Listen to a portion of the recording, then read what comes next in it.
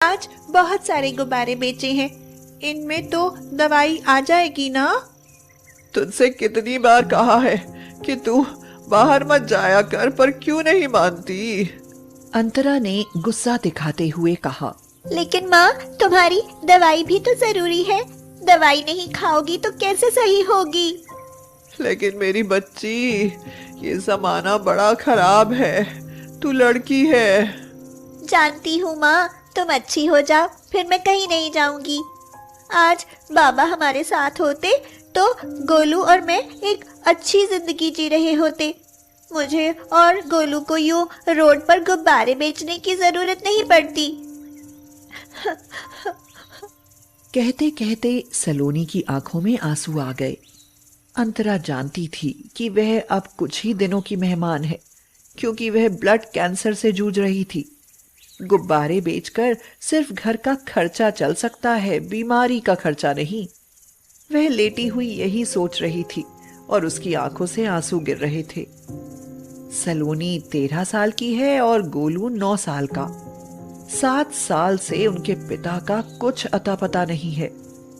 अंतरा सोच रही थी, अगर मुझे कुछ हो गया तो मेरे बच्चों का क्या होगा? हाय।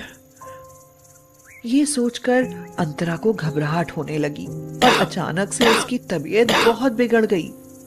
सलोनी जोर जोर से रोने लगी। दोनों बच्चे उसके हाथ पैर मसलने लगे। सलोनी बोली, क्या हुआ माँ? तुम ऐसे क्यों कह रही हो? तुम ठीक तो हो ना? गोलू, तू माँ को देख, मैं जरा निहाल चाचा को बुलाती हूँ। अंतरा ने कहा।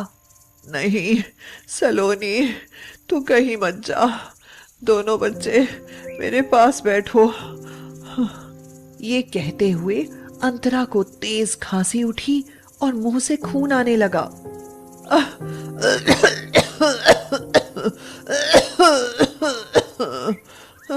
माँ, ये तुम्हारे मुंह से तो बहुत खून आ रहा है। सलोनी ने रोते हुए पूछा। सलोनी, सुन सुन मेरी लाडो, सुन। शायद भगवान के घर से मुझे बुलावा आ गया है। अगर मुझे कुछ हो गया तो अपने छोटे भाई का ख्याल रखना। कभी भी कोई गलत काम मत करना। और अगर कभी तुम्हारे बाबा लौट कर आ जाए तो उनके साथ चली जाना। नहीं माँ, हमें बाबा की जरूरत नहीं है। हमें सिर्फ माँ चाहिए, बाबा नहीं। अंतरा ने रोते हुए अपने दोनों बच्चों को सीने से लगा लिया। मैं भी जीना चाहती हूँ मेरे बच्चों, पर मेरी जिंदगी पर अब मेरा अधिकार नहीं। माँ, मैं आती हूँ। चाचा, चाचा। हाँ सलोनी, तू इतनी घबराई सी क्यों है और तू रो क्यों रही है? चाचा जल्दी चलो, माँ मरने वाली है। ये क्या कह रही है सलोनी बेटी? हाँ चाचा, माँ ने बताया कि उनका समय आ गया है। तू चल, मैं भी आया। जब से सलोनी के पिता लापता हुए थे, तब से निहाल और उसका परिवार हर तरह से अंतरा और उसके बच्चों की मदद करता था। निहाल दौड़ा हुआ आया और बोला, अरे ये क्या? इसके मुंह से तो इतना खून बह रहा है। अरे कोई है? जल्दी से इसको अस्पताल ले जाने में मेरी मदद करो। 3 दिन बीत गए। अंतरा अस्पताल में है। दोनों बच्चे गुब्बारे बेचकर अपने खाने का इंतजाम कर लेते हैं। बिना माँ के घर सूना सूना लगता है। कभी कभी गोलू माँ को याद करके रोता है। दीदी, माँ ठीक हो जाएगी ना? वो कब आएगी? तब सलोनी उसे समझा बुझाकर सुला देती है। यूं तो 3 दिनों से सुधा चाची बच्चों के पास सो जाती है, लेकिन फिर भी सलोनी और गोलू को बिना माँ के रात में डर लगता है, क्योंकि माँ जैसी सुरक्षा उनके आसपास नहीं है।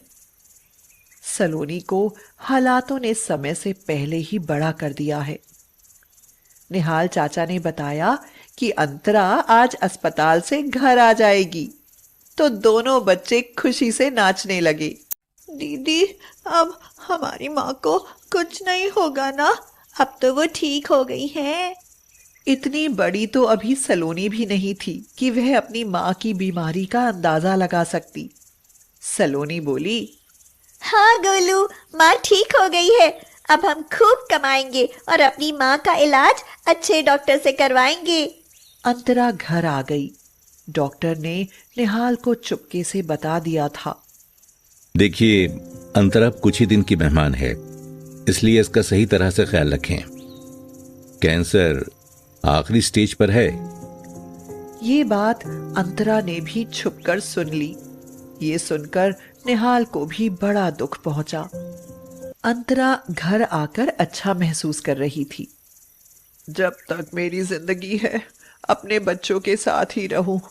मैं हर एक पल इनके साथ जीना चाहती हूँ। कुछ समय सही गुजर गया। सलोनी आज बड़ी खुश थी। किसी बड़े आदमी ने अपने बेटे के जन्मदिन के लिए उससे 500 रुपए के गुब्बारे खरीदे थे। 500 रुपए उनके लिए बहुत बड़ी रकम थी। अंतरा भी खुश थी। आज पता नहीं उसका मन कैसा हो रहा था। वह बहुत बेचैनी सी महसूस कर रही थी।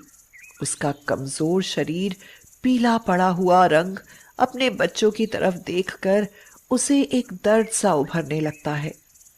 अंतरा कहती है, सलोनी, गोलू, सुनो। हाँ माँ।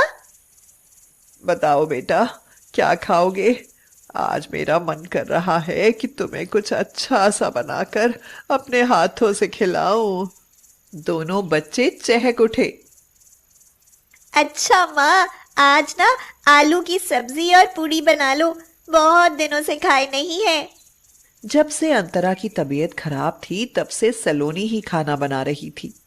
सलोनी को गोल रोटी बेलनी नहीं आती थी, इसीलिए वह दाल भात ही पका लेती थी और उससे ही पेट भर लेते थे दोनों बच्चे।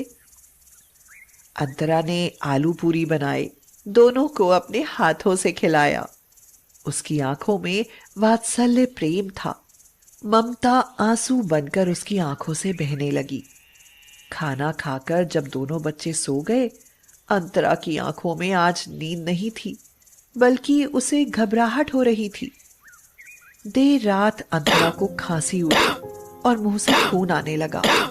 बच्चों की नींद ना खुले, इसलिए खुद ही अकेली मौत से लड़ती रही। वह भगवान से यही प्रार्थना कर रही थी, हे भगवान, मुझे थोड़ी सी मोहलत और दे दे। बस मेरे बच्चे थोड़े से बड़े और हो जाएं। वह अपना दर्द और तकलीफ सहन करती रही। कुछ गहने जो उसकी माँ ने उसकी शादी में उसे दिए थे और कुछ रुपए जो उसने पाई पाई करके जोड़े थे, सलोनी के कपड़ों में उसने छुपा कर रख दिए, क्योंकि उसे लग रहा था कि शायद आज उसकी जिंदगी की आखिरी रात है। कांपते हुए हाथों से उसने एक चिट्ठी भी लिख कर रखी। सुबह हो चुकी थी। गोलू ने माँ को देखा। उसकी आंखें फटी हुई थी, मुंह और बिस्तर खून से लथपथ थे। माँ को देखकर वह जोर से चिल्लाया, दीदी। सलोनी दौड़ कर आई और जोर जोर से रोने लगी। क्या हो गया है मेरी माँ को? माँ बोलो, बोलती क्यों नहीं? उठो माँ, उठती क्यों नहीं? माँ, माँ।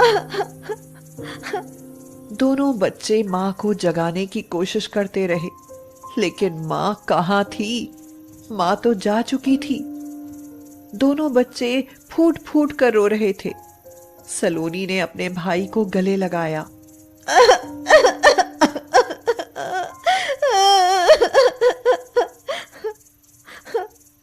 गोलू, चुप हो जा, अब माँ कभी वापस नहीं आएगी। कुछ दिन बीत गए। बच्चे अब संभल चुके थे और फिर वही दिनचर्या। इसी तरह 1 महीना गुजर गया। माँ की याद आई तो सलोनी ने अपनी माँ के कपड़ों को देखा। वह माँ की साड़ी को देखकर रोने लगी। फिर उसकी नजर वहां रखी एक पोटली पर गई। उसने उसे खोला तो उसमें कुछ गहने और एक चिट्ठी मिली। यह वही चिट्ठी थी जो उसकी माँ ने उस रात तड़पते हुए लिखी थी। उसमें लिखा था, सलोनी, तू बड़ी है, गोलू अभी छोटा है। शायद तू मेरी बात को अच्छे से समझ लेगी। शायद अब मैं ना बचूं, पर मेरी आत्मा हमेशा तुम्हारे लिए तड़पती रहेगी। मैंने कुछ गहने और पैसे रखे हैं, तुम दोनों के काम आएंगे। जब तक मैं जिंदा हूं तुम्हें कोई तकलीफ नहीं होने दूंगी, लेकिन मेरे बाद तुम दोनों अनाथ हो जाओगे। दुनिया तुम्हें न जाने किस किस नजर से देखेगी बेटा। अपना ख्याल रखना। इस चिट्ठी के पीछे तुम्हारे बाबा के घर का पता लिखा है। मैंने तुम्हें कहा कि तुम्हारे बाबा कहीं लापता हो गए थे, लेकिन सच तो ये है कि वो मुझसे बहुत साल पहले नाराज होकर चले गए थे और वहीं उन्होंने किसी और से शादी कर ली। पर क्या पता तुम दोनों को देखकर उनकी नाराजगी खत्म हो जाए। मेरे बाद इस चिट्ठी के पीछे लिखे पते पर चले जाना। वहां तुम्हारी दूसरी माँ भी होगी। उसे कभी सौतेली माँ मत समझना। मुझे माफ कर देना, ये बात मैंने तुमसे छुपा कर रखी। मेरे बाद गोलू का ख्याल रखना सलोनी। चिट्ठी पढ़कर सलोनी को बाबा के लिए बहुत बुरा लगा और उसने सोचा, बाबा, आपने क्यों ऐसा किया? नहीं करना चाहिए था ऐसा आपको। उसकी आंखों से आंसू बह रहे थे, मगर बाबा से मिलने की उम्मीद भी थी उसे। गोलू को साथ लेकर वह उस लिखे हुए पते की तरफ निकल गई। कुछ घंटों बाद वह अपने बाबा के घर के सामने थी। एक व्यक्ति जो घर से बाहर निकला, वह ही उसका बाबा था। अपने बाबा को देखकर वह उनसे लिपट गई। बाबा ने उसे पहचान लिया। सलोनी, मेरी बच्ची है तू यहाँ कैसे? सलोनी बोली, बाबा, माँ मर चुकी है। क्या कह रही है तू? हाँ बाबा, मरने से पहले माँ ने ये चिट्ठी लिखी थी जो मुझे अब मिली है। उसके बाबा ने चिट्ठी पढ़ी और दोनों बच्चों को गले से लगा लिया। मुझे माफ कर दे, मैंने तुम लोगों का बहुत दिल दुखाया है। अब हम एक साथ रहेंगे। अंदर चलो। हाँ, अंदर चलो। और फिर उनकी जिंदगी की एक नई शुरुआत होती है।